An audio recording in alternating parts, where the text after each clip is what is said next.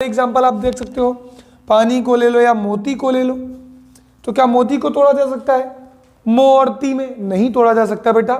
ऐसे ही घी को तोड़ा जा सकता है? नहीं तोड़ा जा सकता। श्याम को तोड़ा जा सकता है? नहीं तोड़ा जा सकता। कमल को तोड़ा जा सकता है? नहीं तोड़ा जा सकता। तो ऐसे कुछ शब्द आते हैं जिनका तोड़ना संभव नहीं होता है। तो जब आप जिन शब्दों को न तोड़ पाओ तो समझ जाना कि वे सारे शब्द रूढ़ि शब्द हैं। रूढ़ि।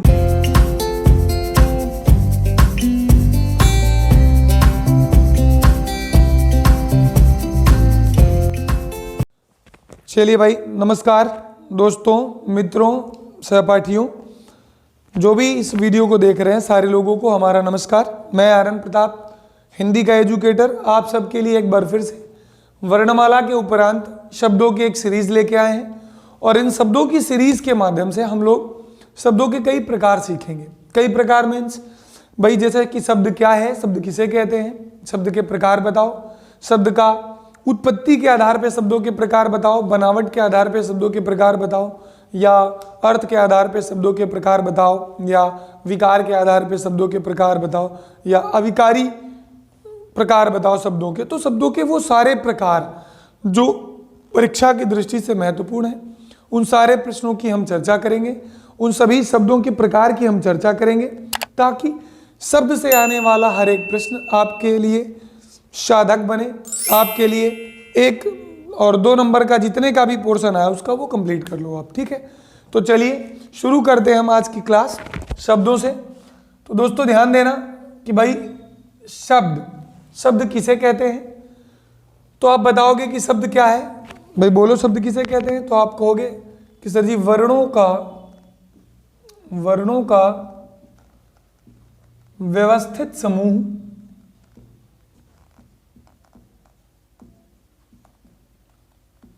जो निश्चित अर्थ देता है।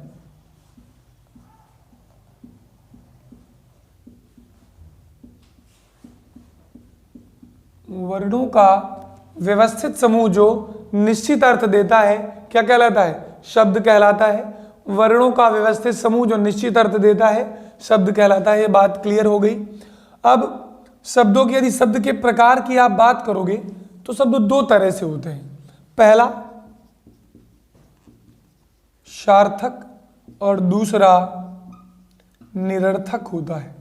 सार्थक और निरर्थक, समझना इस बात को, बड़ी बात है, क्योंकि आप प्रारंभ से देख रहे हो और प्रारंभ से देख रहे हैं तो वो सारी चीजें क्लियर हों जो हम लोगों को परीक्षा की दृष्टि से महत्व दर्शा जाए। ठीक है, सार्थक का मतलब अगर दोस्तों इसको तोड़ा जाए तो ये टूटता है सा प्लस अर्थक, अर्थात सा प्लस अर्थक का मतलब क्या हुआ? सामान्य होता है साथ में, सामान्य होता है साथ में, और अर्थक का मतलब होता है अर्थ के। क्या होता है? अर्थ के। तो अर्थ के साथ में जो शब्द होते हैं वो सार्थक कहलाते हैं। इसी तरह इसको तोड़ोगे तो टूटेगा निहि प्लस अर्थक। इसका मतलब क्या हुआ? तो निहि का मतलब होता है बिना और अर्थक का मतलब होता है अर्थ के। तो ये हुआ बिना अर्थ के। क्या हुआ? बिना अर्थ के। अब निरर्थक शब्द वे शब्द होते हैं जो अर्थ के बिना होते हैं, जो अर्थ के बिना होते हैं निरर्थक कहलाते हैं। तो मतलब शब्दों के 2 प्रकार, एक सार्थक और एक निरर्थक। सार्थक अर्थ के साथ, निरर्थक अर्थ के बिना। क्लियर बात है? उम्मीद करते हैं ये दोनों बातें आपको समझ आ गई होंगी। और बेहतर समझने के लिए मैं इनके उदाहरण भी दे देता हूँ। सार्थक में जैसे आपने कहा, भाई हमने कहा राम, या हमने कहा श्याम, या हमने कहा विद्यालय, ठीक, या हमने कहा लंबोदर। ध्यान दीजिएगा, तो ये जैसे हमने शब्द लिखे तो एक बात क्लियर हो रही कि भैया राम का अपना अर्थ है, श्याम का अपना अर्थ है, विद्यालय का अपना अर्थ है, लंबोदर का अर्थ है, पानी का अपना अर्थ है, ठीक, मोती का अपना अर्थ है। तो ये सारे अपना अर्थ लेके बैठे हैं, मतलब ये सार्थक है। लेकिन वही जब हम निरर्थक की बात करते हैं तो निरर्थक में हम एक चीज देखते हैं कि इसमें इसका खुद का कोई अर्थ नहीं होता है। स्वयं का, आप कह सकते हो कि स्वयं का अर्थ नहीं होता है, स्वयं का अर्थ नहीं होता है। तो फिर होता किसका है? तो होता है जिसके साथ वो प्रयुक्त होता है। जैसे आपने कहा कि भाई मौसा जी यहाँ हैं, इनका चाय साय का इंतजाम करो। चाय वाय कुछ लोग बोल देते हैं, कुछ लोग चाय साय बोल देते हैं। तो क्या चाय साय बोला तो एक साथ ज़्यादा है, लेकिन इस साय का कोई व्यक्तिगत अर्थ है? नहीं है। तो ये साय कैसा शब्द है? निरर्थक है, जबकि चाय एक सार्थक शब्द है। तो आप कह सकते हो निरर्थक में कि वह शब्द जिनका जो स्वयं में तो कोई अर्थ नहीं रखते, लेकिन जिसके साथ आते हैं उसके अर्थ में भारीपन अर्थात विशिष्टता ला देते हैं। चाय साय, पानी, वानी, खाना, वाना, ठीक, खाना, वाना, ये कुछ शब्द हो गए जो तुम्हारे सार्थक और निरर्थक के लहजे से चलते हैं। क्लियर बात है? इतनी बात क्लियर हो गई होगी, ठीक है। सार्थक और निरर्थक समझ गए। निरर्थक के बहुत प्रकार नहीं है, क्योंकि ये अपने आप में स्पष्ट नहीं, तो प्रकार होने की आवश्यकता नहीं है। तो सर आप सार्थक के प्रकार हैं? हाँ बिल्कुल, सार्थक के प्रकार है, और हम एक एक सब सार्थक के प्रकारों को एक एक साथ लेके चलते हैं, ठीक है। जल्दबाजी नहीं करेंगे, पूरे प्रकरण को स्पष्ट समझने के लिए प्रकरण को धीरे धीरे समझते चलेंगे। ये आप नोट्स बनाने की दृष्टि से महत्वपूर्ण है। चाहो तो आप इसको लिख लो, या चाहो तो आप इसको स्क्रीनशॉट ले लो, ठीक है, जैसा आप बेहतर समझें। चलिए मैं हट जा रहा हूं, आप ले लीजिए। ओके, चलिए भाई। तो दोस्तों अब हम देखेंगे सार्थक के प्रकार। क्या देखेंगे? सार्थक शब्दों के प्रकार, ठीक। सार्थक शब्दों के प्रकार। अब सार्थक शब्दों के यदि प्रकार की हम बात करें तो देखो इसके कितने प्रकार बनते हैं, पहले तो ये देख लें। पहला आता है बनावट के आधार पर, दूसरा आता है उत्पत्ति के आधार पर, तीसरा आता है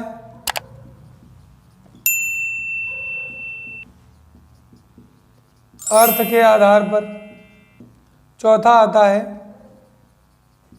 विकार,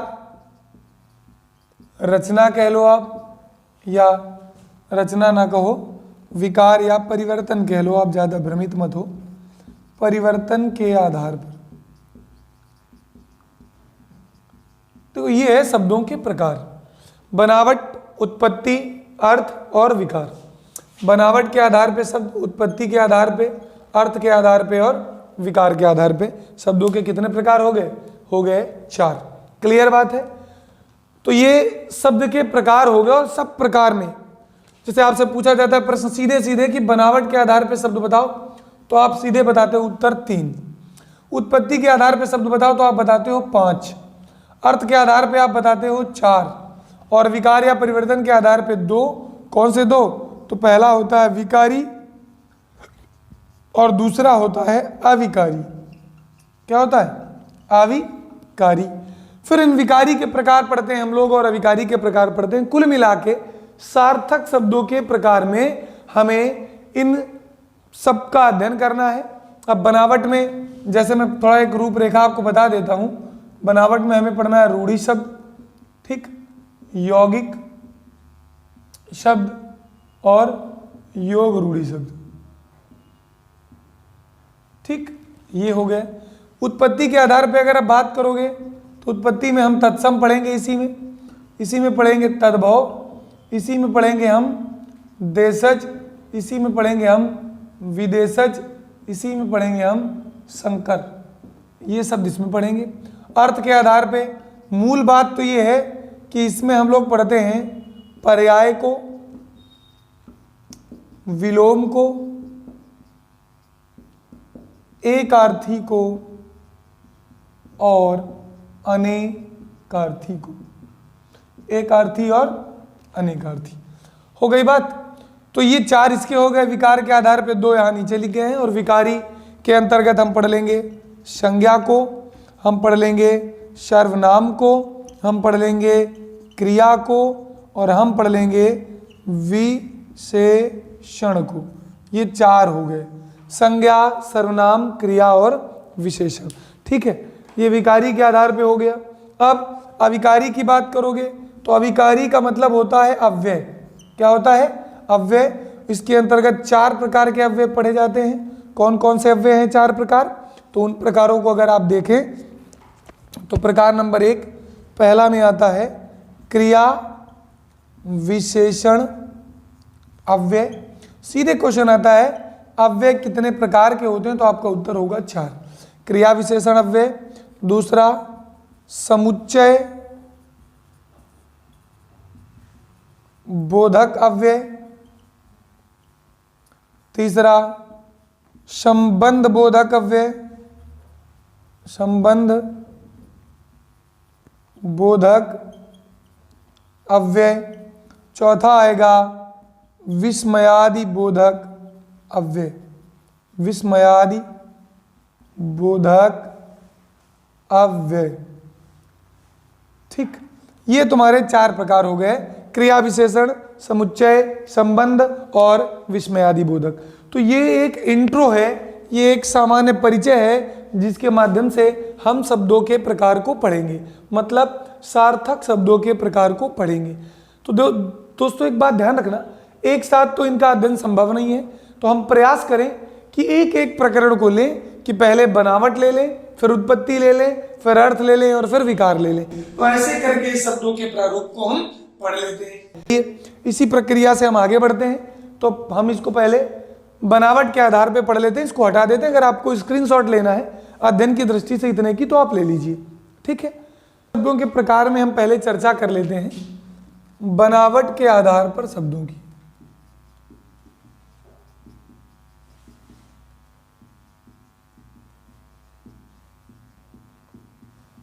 बनावट के आधार पे शब्द। पहला, तो दोस्तों एक एक को देख रहे हैं। पहला आता है रूढ़ि शब्द।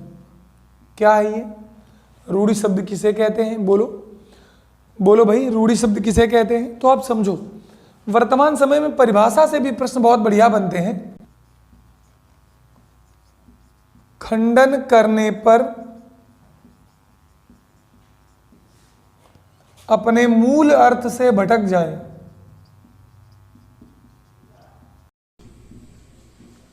वो क्या होते हैं? तो तुमको अगर पता है तो तुम तुरंत बताओगे सर जी ये तो रूढ़ि होता है, या कह दिया जाए जो शब्द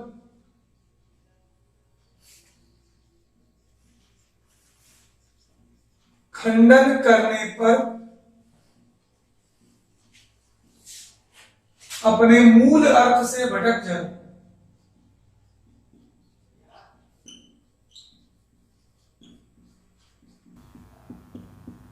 जो शब्द खंडन करने पर अपने मूल अर्थ से भटक जाएं, वो क्या कहलाते हैं? तो वो भी रूढ़ि कहलाते हैं। ठीक, या जो शब्द खंडित नहीं किए जा सकते, ये भी लिख के आ सकता है। जो शब्द खंडित, या आप तोड़े लिख सकते हो, तोड़े नहीं जा सकते हैं। जो शब्द खंडित या तोड़े नहीं जा सकते, वो भी क्या कहलाते हैं? तो रूढ़ि शब्द कहलाते हैं। तो परिभाषा की दृष्टि से हमारे पास 3 परिभाषाएं आ गई कि जो शब्द स्वयं में पूरे होते हैं वो रूढ़ि कहलाते हैं, जो शब्द खंडन करने पर अपने मूल अर्थ से भटक जाते हैं वो रूढ़ि कहलाते हैं, या जो शब्द खंडित या तोड़े नहीं जा सकते वो भी क्या कहलाते हैं? रूढ़ि शब्द कहलाते हैं। तो 3 परिभाषाओं से बात हमारे अंदर गई।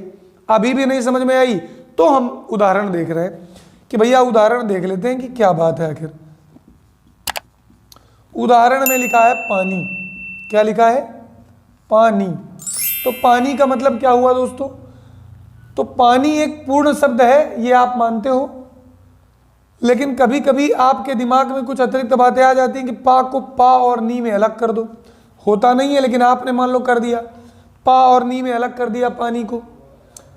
तो देखने वाली बात यह है कि क्या पानी को पा और नी में अलग किया जा सकता है? पा मतलब होता है प्राप्त करना, नी मतलब होता है ले जाना। तो क्या प्राप्त करना और ले जाना को एक साथ में कवर कर सकते हैं?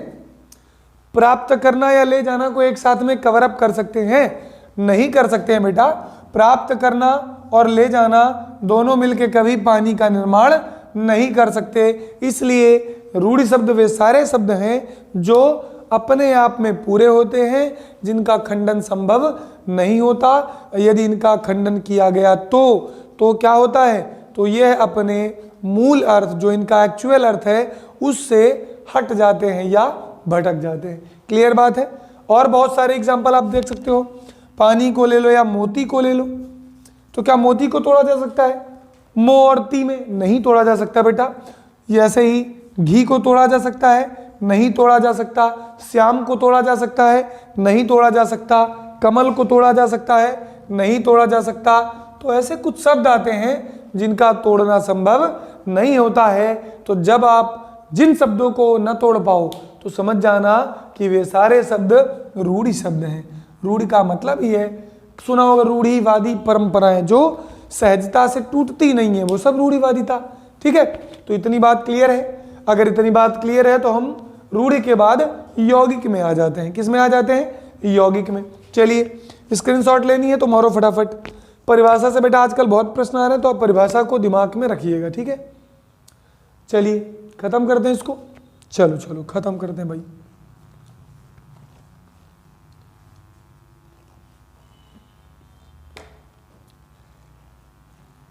रूढ़ि के बाद दूसरा शब्द देख लीजिए।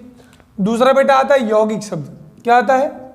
यौगिक। तो देखो यौगिक शब्द अपने आप में ही कहता है योग के नियम से, योग के नियम से बनने वाला। योग के नियम से बनने वाला क्या कहलाता है? यौगिक कहलाता है। तो कौन है यौगिक, ये बताओ। तो यौगिक बेटा कहते हैं कि जब, परिभाषा इसकी क्या है, जब दो सार्थक शब्द मिल जाएं, जब दो सार्थक शब्द मिले तो यौगिक शब्द बनता है। यौगिक शब्द बनता है। जब दो सार्थक शब्द मिलते हैं या मिले तो क्या बनता है? तो यौगिक शब्द बनता है। ठीक, इस बात को दिमाग में रखिएगा। जब दो सार्थक शब्द मिलेंगे तो क्या बनेगा? तो बन जाएगा यौगिक। ओके, अब आ जाइए भाई। दो सार्थक शब्द मिलेंगे तो यौगिक शब्द बनेगा। परिभाषा तो हो गई कि दो सार्थक शब्द मिल जाए। सार्थक का मतलब पहचानोगे कैसे?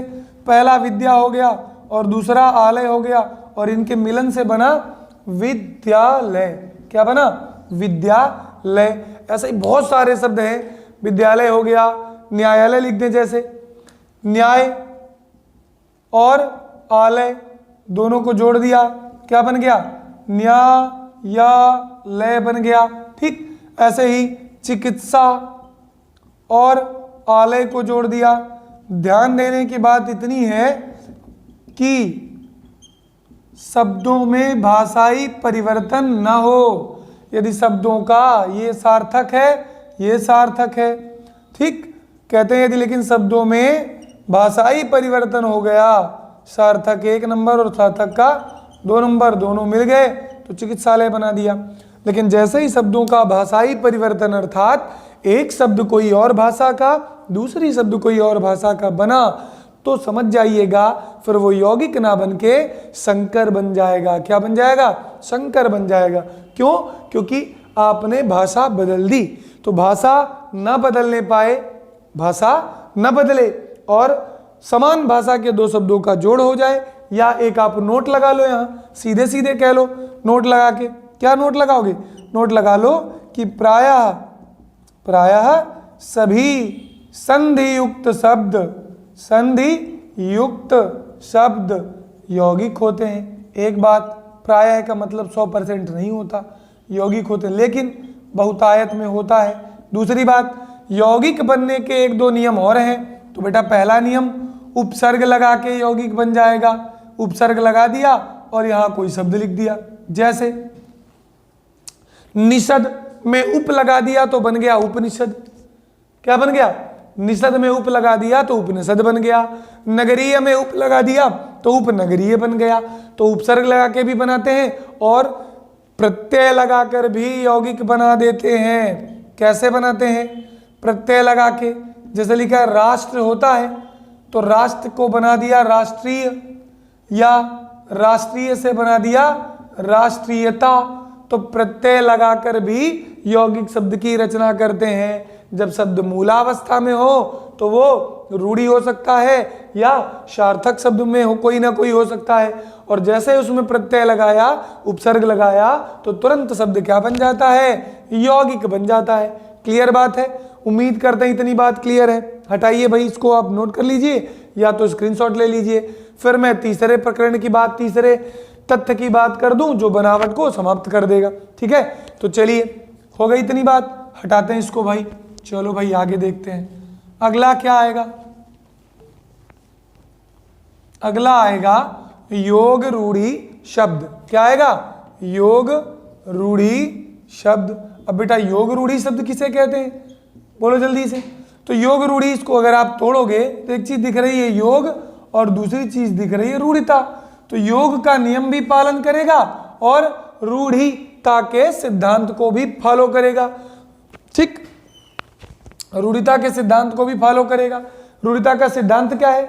रूढ़िता का सिद्धांत ये है कि जो शब्द है वो कौन सा शब्द, कोई भी शब्द हो, रूढ़िता के सिद्धांत का मतलब जो शब्द है वो अपने आप में पूरा भी होगा और यौगिक के नियम से जुड़ा भी होगा।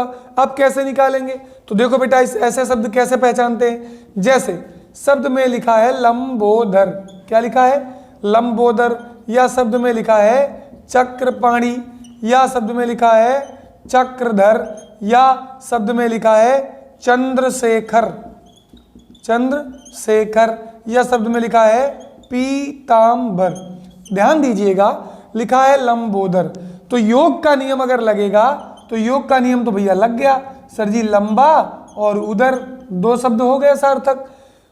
तो लंबोदर तो योग का नियम बन गया। अब रूढ़िता क्या है? तो बेटा ये पूरा जो लंबोदर है ये गणेश के लिए फिक्स हो गया, ये बात रूढ़िता हो गई। तो देखो योग और रूढ़ी तो दोनों मिला के क्या बन गए? योग रूढ़ी। तो सर जी पहचानेंगे कैसे? तो बेटा रुक जाओ, मैं बताता हूं पहचानोगे कैसे। चक्रपाणी, चक्र हो गया और पाणी हो गया। तो बेटा चक्र है पाणी में जिसके, तो चक्रपाणी कौन होता है? विष्णु भगवान कहलाते हैं।